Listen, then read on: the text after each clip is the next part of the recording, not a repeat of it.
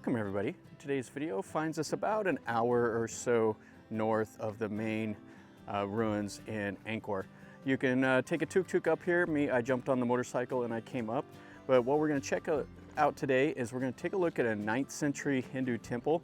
And I know I'm going to mispronounce it, Banteay Srei, and it means citadel of the women. This is the only temple in this group that was not built by the king. It was built by two of the officials. And it was originally built for Shiva, I believe. And then it's been converted and expanded on. And in the 11th century, it was taken over by the king. And it has probably the most intricate stone carvings that you'll see at any temple. That's kind of the highlight of this. It's quite a bit smaller, and it is made out of red sandstone, so it has a unique look. But we're gonna go and we're gonna walk around and we're gonna see this place. So let's enjoy it.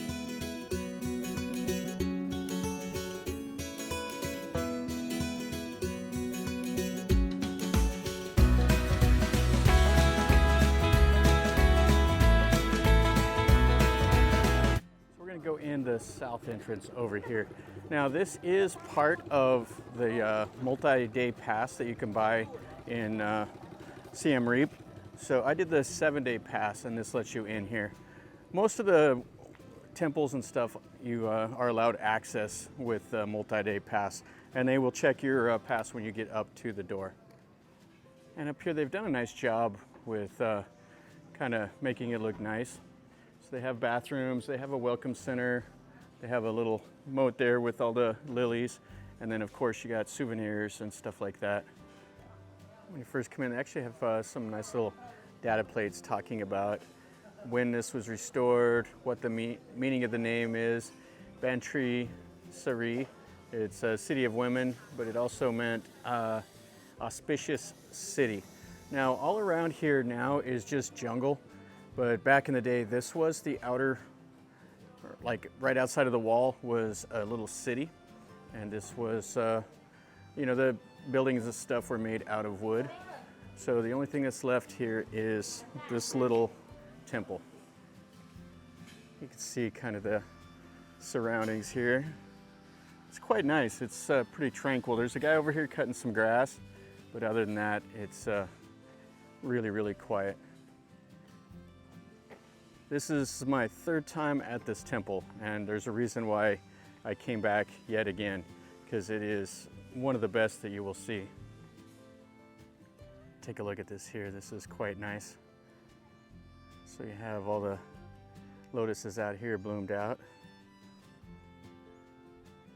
And then the temple will be over this way. So there's the ticket control right there, and then we'll go in. Here's the ticket checkpoint. And then you can see the temple right up there. It's a little walk in, but it's pretty pleasant.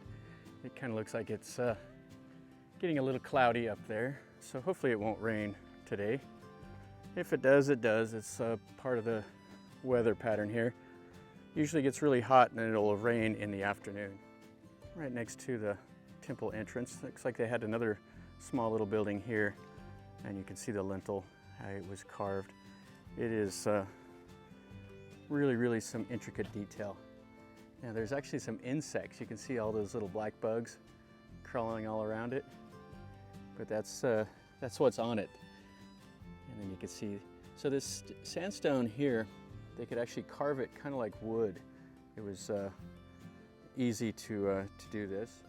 This is the first gate that we'll come in. And you can see we'll walk down a little walkway and we'll walk right into the middle. Now there's half of the temple once we get inside that is dedicated to Vishnu, and the other half is Shiva. And then Shiva is the main relic in there. So it says right here, do not touch the carvings. And you can see how they've carved this, how much little detail is in this. And you can see that red coloring. And then you can see the lintel above. Now I think that little god right there on the bottom is like Riva or something like that, the god of time. And then you have an Erawan right above it, and then I think that's Vishnu up on the shoulders. But check out the styling right there of those 3 naga on the corners. That is really, really quite beautiful. And this is why I came here, is to see all of these little stone carvings. Plus it's just a pretty neat little trip up here. You go down like some rural roads to get up here. The roads are in pretty terrible condition, but you get to see a little bit of Cambodia. This part of it, they just made this out of the laterite stones. And you can see the little colonnades right there in the window. And then you have the walk here. So this would have been covered, and you would have came out, and you see these at a lot of the older Khmer temples. You even see these in some of them in Thailand. They'll have these stones set up on both sides of the walkway. And then out there are some more of the temple buildings. We'll go right away into the main part, and then we'll come back and we'll look at some of that. And you can see over there, they're trying to keep it from collapsing. They put the wood in the walls to keep it from falling in on itself. But these are pretty neat. They were even carved. And I'm not sure what the meaning of these are. You see some of them that are like little cones, and then you see these right here that are kind of like I don't know what really a pattern this is.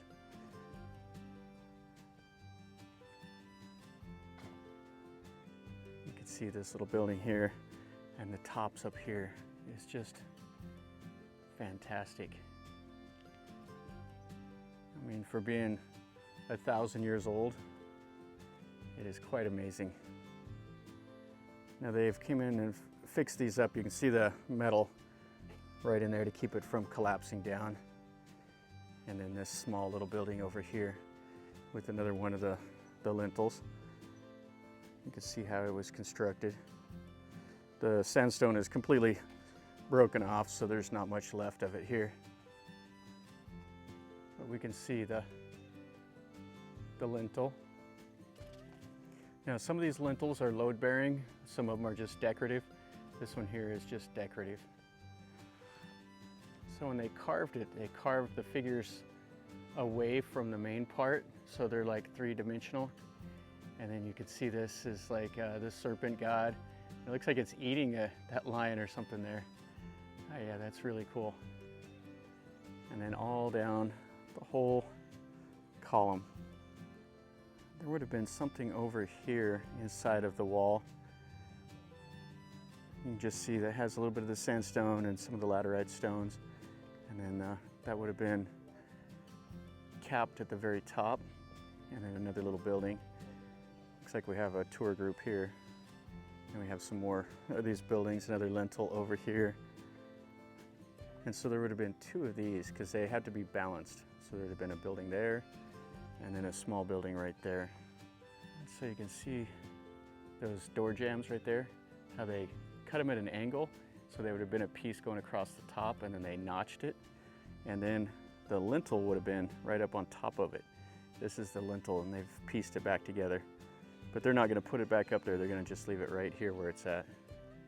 And then the laterite stones, and you can see they carved those also. So you can see some more of the carvings here. And this entranceway here. This is the garupa here. So this would have been all covered. This would have been an entrance. And then you would have had your first little deity right there. And you can see this is blocked off, so we'll go to the left. So many little details everywhere. And that would have been a little covered room. Would have had the windows right there. Now these doorways are quite low. I mean, my head is up here, so you have to stoop down. And I read somewhere that they did that to kind of get you already into the bowing posture. And we're into the inner moat here. And the main part of the temple is right there. Yeah, this is quite beautiful. You see some of the lilies bloomed out over here.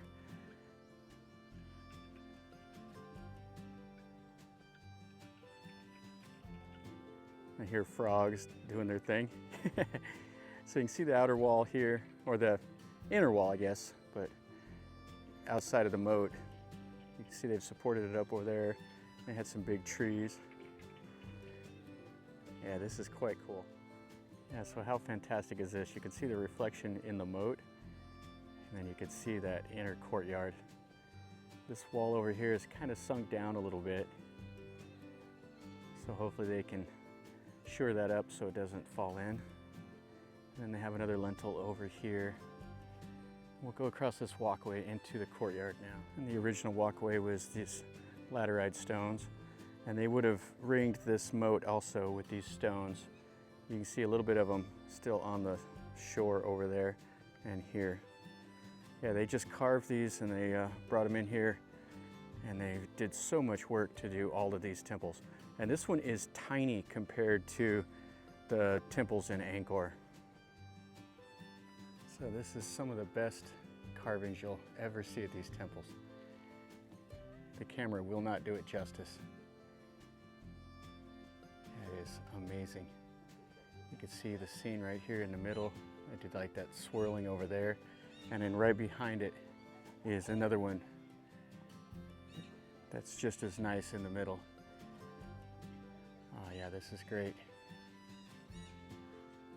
So when you come through here, there's a second lintel here. Has like Vishnu right there, has the elephants and the serpent god. All down here, and then it had a place here for the little deities for them.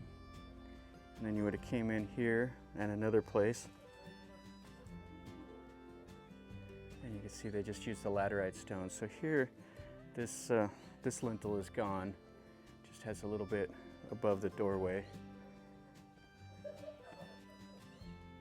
And then looks like they would have had a cow right here, since it was Hindu. Now we won't be able to see inside the main building. They have it roped off. So they had the standing figures right here. That actually looks like a lion. There was a case where they had some of these images looted, and they arrested the guy. That was like in the 1920s. And then they took some of them out of here and they put them in the museum, and they put some replicas, and the replicas were defaced. People didn't like them that they were the replicas. This is just absolutely beautiful. Yeah, you can just see all of that. That is just absolutely amazing. And then inside there, that is the Shiva linga. And you can see they have a couple of the figures. Those are replicas, those are not the originals. And then you have these fake windows here that's part of the Khmer styling. And then check out the little library right there. Oh, that is absolutely amazing. So they have this little structure here, and then the main part. And all those seated figures around. So this over here, I guess would have been the same figure right here. There would have been two of them.